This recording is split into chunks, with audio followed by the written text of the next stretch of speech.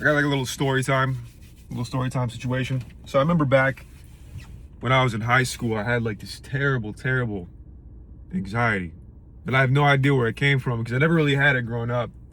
But I think when I was like 14 or 15, I had like this, I moved from Florida to Tennessee, and I had like this year hiatus where I just didn't speak to anybody my age and I only spoke to adults. And developmentally, dude, I was just so far behind every other kid that was like 15 or 16.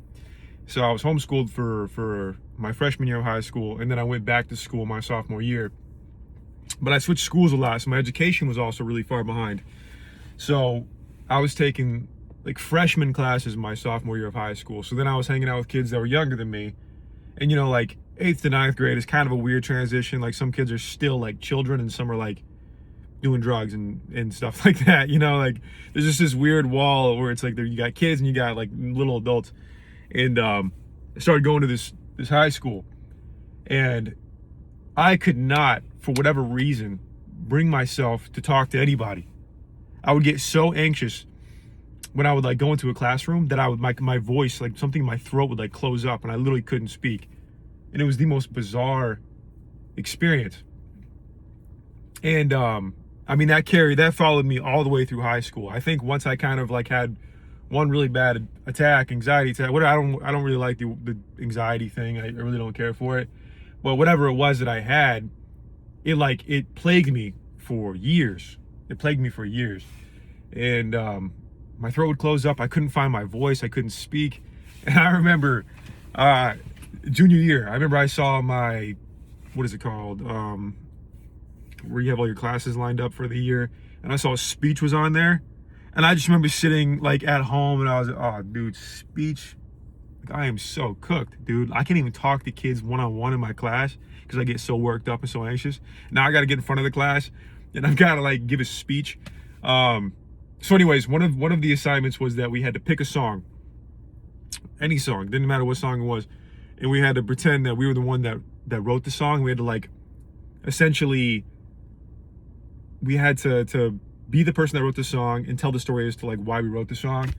And for whatever reason, with the amount of anxiety that I had, I should have just picked something simple, like Simple Man by Leonard Skinner or something. Nah, dog. I picked Funeral by Band of Horses, which is like the most depressing song on the planet. And I wrote this long story about how I lost my sister or my girlfriend or whatever it was. I don't even know what it was. And it was like this really melodramatic, depressing ass song. Dude, and I remember like thinking like, oh yeah, this is gonna hit. And one thing that I would always do at every class when there was a speech or a presentation, I always volunteer to go first because, you know, the first person gets the easiest scoring metric system because there's nothing to compare it to yet, you know. So I got to get up there, get it out of the way. I got to do my little 30 second spiel. Even if it's supposed to be 10 minutes, it's gonna be 30 seconds. I'm never gonna break that. I'm never gonna break that 2-minute threshold. I get too nervous. So I get up there. And I was like, what did I say? I got up there and I was like, I wrote this song because, and I literally just stared. I just literally just stared out into the classroom and I literally just couldn't find any words. So I was like, so I wrote this song because, well, my sister's sick, which is true. I do have a sick sister. I was like, my sister's sick. And I wrote it.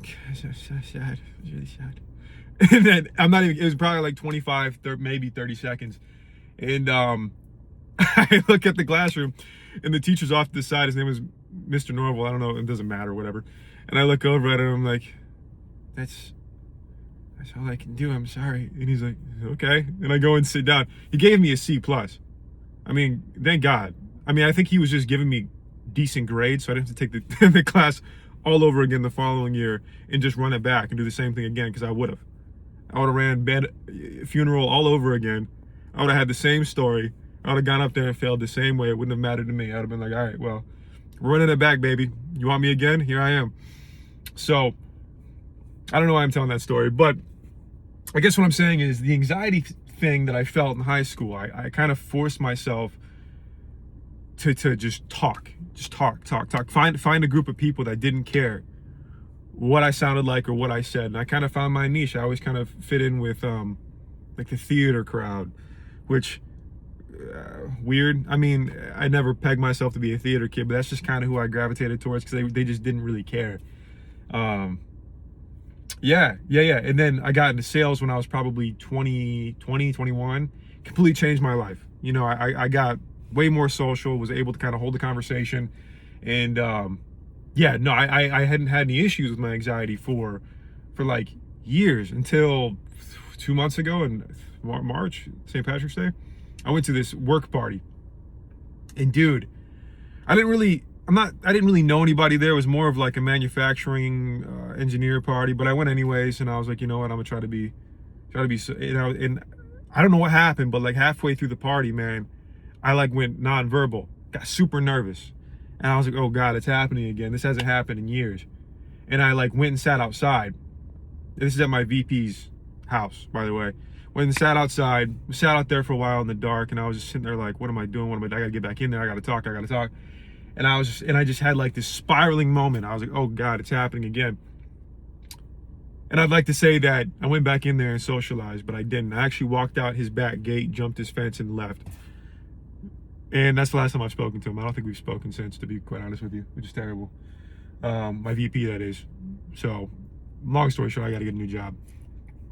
But yeah, I guess I'm telling all of this because like in today's day and age, we have this huge amount of pressure on anxiety, and we use anxiety as an excuse for everything, and we kind of just put all of our problems and all of our issues on it. But I mean, I think I had one of the worst cases of anxiety growing up, where I literally could not find words, I couldn't verbalize, couldn't speak. And I think people actually, one of my teachers actually thought that I was like autistic, or I had like some sort of mental disability, because I literally just couldn't find words. And I remember they told my dad that during one of their parent-teacher conferences, and my dad came home and he was like, Dakota, they think that you've got a problem. And I was like, oh.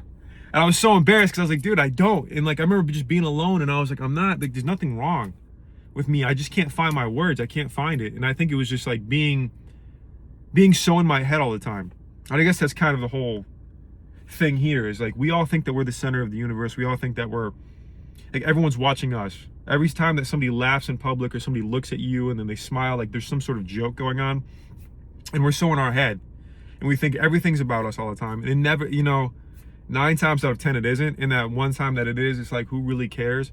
That's kind of where I've gotten to at this point in my life, probably in the last couple of months, where I was like, you know what, like what difference does it make if somebody's making fun of me or giving me a hard time, or they think that I'm dumb, or they don't think I'm funny, or they think I'm weird? Like, what difference does it make? Because I'm the one that has to go home with myself, and I'm the one that has to think about my life, and I have to think about what I said, and like I can only control so much, you know? And yeah, I don't know. I feel like these last few months, you know, going through the breakup and kind of reevaluating my life and really thinking about what it is that I want, because I never really knew. I think my whole mindset has changed. Everything's changed, and I don't know what this is for, who this is for. I guess I'm just trying to, I don't know, look back on this when I'm older and remember what it is that I felt, what I went through. You know, maybe my kids can see this. I don't know. But yeah, long story short, don't let anxiety consume you. Like, at the end of the day, time is going to pass and people are going to forget. And all those people that made fun of you or gave you a hard time, or the people you thought were making fun of you, they're going to have family. They're going to have a family of their own. They're going to have their own kids. They're going to have their own lives. They're not going to think about Dakota from sophomore year of high school or junior year of high school giving a speech. And if they do, it's probably, like, it probably is funny because it was a terrible speech. It wasn't even a speech. It was me going up there and saying 6 words, going nonverbal, and then sitting down and bored, like almost crying at my desk. But yeah, I don't know. Whatever. Gang.